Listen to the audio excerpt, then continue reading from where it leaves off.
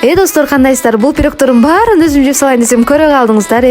Аны эмесе рецепт менен бөшпөсөм болбостор. Алгач жуулган 3 жумурткабызды ушундай идишибизге чыга алабыз дагы винчиктин жардамы менен жакшылап аралаштыра алабыз. Ага да эле 1 стакан сахар салып, сахар эригенче экөөсүн чогуу аралаштырабыз. Достор, аялдарга эле кыйын. Жанатан бери бутума жашып турган баламды көтөрдүм дагы, анда колуну карматып койдум, сүйүнүп калсын деп. Кайра эле жерге коюп, ишимди улантым. Андан соң кайра эле 1 стакан сүт же кефирибизди жана 1 стакан суу майыбызды кошо алабыз дагы баардык массаны жакшылап аралаштырабыз.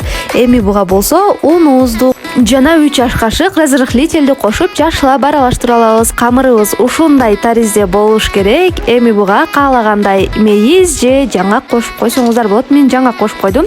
Эми муну майланган листибизге салабыз дагы духовкада 35-40 мүнөт 250 градуста бышыра алабыз. Үстүнө каалаганча сахарная пудрадан же башка нерседен кошуп жей берсеңиз болот. Аябай даамдуу, жегиликтүү, сонун пирог болот. Баарыңыздарга ийгилик. Менин баракчамдан каталганды унутпаңыздар.